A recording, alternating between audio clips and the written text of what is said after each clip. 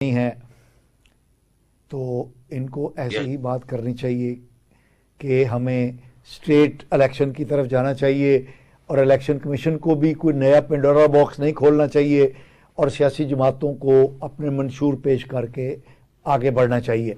ये तो इन्होंने बड़ी अच्छी मुस्बत और एक मुहब्बे वतन पाकिस्तानी के तौर पर बात कही है, लेकिन जो हमें हकायक नज़र आ रहे हैं कि अभी तक मेजॉरिटी जो सियासी जमातों की है उनमें से किसी ने अपना मंशूर पेश नहीं किया। पीपल्स पार्टी के अलावा शायद किसी जमात ने अभी तक अपना मंशूर पेश नहीं किया है। और फिर एक जो गहमी होती है इलेक्शन की, जो एक बागो बहार किस्म का मौसम तारी हो जाता है, माहौल बन जाता है, देगें खड़कनी शुरू हो जाती हैं, तंबू लगने शुरू हो जाते हैं, रोला गोला शुरू हो जाता है, प्रिंटिंग का काम शुरू हो जाता है, बैनर लगने शुरू हो जाते हैं। तो हमें इस तरह का माहौल अभी तक नजर नहीं आया है। तो आपको क्या लगता है कि इलेक्शन होने जा रहे हैं? जी थैंक यू, शुक्रिया पाशा साहब आपका और स्पेशल टीवी की मैनेजमेंट का कि मुझे आपने दोबारा फीडबैक दिया अपना ओपिनियन शेयर करने का। मैं सफदर साहब से एग्री करके और उनकी बात को आगे बढ़ा चलता हूँ। जो मुल्क के लिए जो असास जरूरत है, जो अहम तरीन इशू है, वो ये है कि अब इलेक्शंस हो जाए। अच्छा, और वो इलेक्शन मंसूर साहब, गुजारिश ये है कि उन्होंने तो कहा कि हो जाने चाहिए, इस पर किसी को इतराज नहीं है। जी, लेकिन मेरा सवाल ये है कि क्या आपको होते नजर आ रहे हैं जो चीजें के सामने आ रही हैं? जी बिल्कुल आपने सही कहा, मैं उसी तरफ आ रहा हूँ। आपकी बात सही है और वो हो जाने चाहिए, मुल्क के लिए बच्चा है लार्जर ऑब्जेक्टिव में।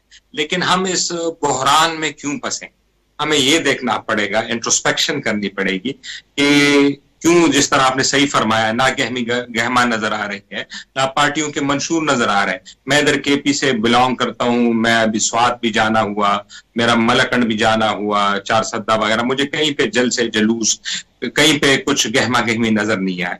इसका जो मेन फ्लॉ है वो है कि एक किताब है जो हमने 1971 में बनाई है, वो है जी कॉन्स्टिट्यूशन ऑफ पाकिस्तान, और उसमें साफ लिखा है कि 90 दिन के अंदर इलेक्शंस कराएं। अब आप जिस सूबे में मैं बैठा हूं और जिस सूबे में आप बैठे हैं, इन दोनों की जो निगरान हुकूमतों का जो टेनोर था वो तकरीबन 31 मई 2022 में पूरा हो चुका है। और अब जो निगरान हुकूमतें चल रही हैं वो आईन के मुताबिक नहीं चल रही, क्योंकि आईन में तो 90 दिन में आपने इलेक्शन करा के दोनों सूबे में चला जाना था। लेकिन आपके सामने है कि जमीनी हकायक कुछ और बता रहे हैं। यहाँ भी निगरान हुकूमत अपने चल रही है, केपी में भी और पंजाब में भी चल रही है। इस तरह जो मौजूदा वफाकी इलेक्शंस होने हैं नेशनल असेंबलियों के, वो भी अपने 90 दिन से ऊपर ही जा रहे हैं। अगर आप टाइम ड्यूरेशन नोट करें तो फरवरी का जो महीना है वो भी 90 दिन से ऊपर ही है।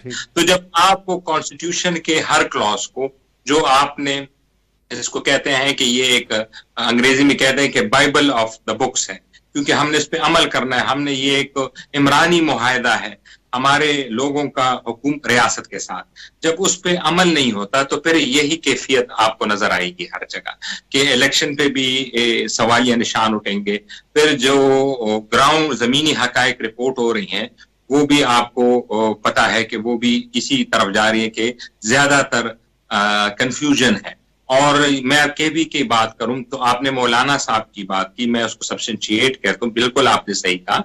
उनको भी काफी थ्रेट्स अलर्ट्स हैं, उन पे पिछले दिनों काफी अटेम्प्ट्स भी हुए उनके पार्टी के मेंबरान्स पे। और सिर्फ मौलाना फजलुर रहमान नहीं, जो अवामी नेशनल पार्टी के अहमल वली हैं, उन्होंने भी इसी तरह की चीजों को उठाया है कि उनको भी पार्टियों को थ्रेट्स है, वो अपने हलकों में अपनी जगहों पे जा नहीं रहे।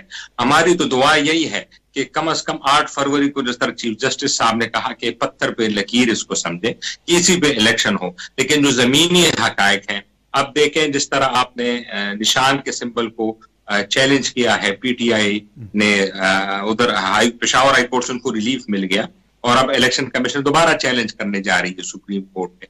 तो अवामी, आपने जो 13 पार्टियों का जिक्र किया, बड़ा सही पॉइंट आउट किया, मैं सब्सटेंशिएट करता हूं। इसमें अवामी नेशनल पार्टी पे उनका फैसला महफूज हो चुका है। और हैदर खान होती हैं जो हमारे हल्के के ही हैं और वो साबिक चीफ मिनिस्टर के पीके के 5 साल रहे हैं। उन्होंने इस तहफ़्फ़ुज़ात इजहार किया है कि अगर पीटीआई से बल्ले का निशान छीना जाता है तो एएनपी से भी हो सकता है जो लालटेन इनका निशान है वो छिन जाए, और वो एक बैलेंस एक्ट होगा, वो बताने के लिए कि भाई जो इलेक्शन कमीशन है उसने उनसे भी बल्ले का निशान छीन लिया तो अवामी नेशनल पार्टी से। अब इन चीजों से इलेक्शन पे हमेशा सवालात उठेंगे, और मैं एग्री करता हूं आपके फीडबैक से और सफदर साहब के फीडबैक से कि ये अब वो मौका नहीं है कि इलेक्शन कमीशन वो बाल की खाल खींचनी शुरू कर दे, क्योंकि अगर आप हर पार्टी के इंट्रा पार्टी इलेक्शन में जाएंगे, हर पार्टी के तो ये इलेक्शन तो मुझे फिर 2 साल में भी होते हुए नजर नहीं आए।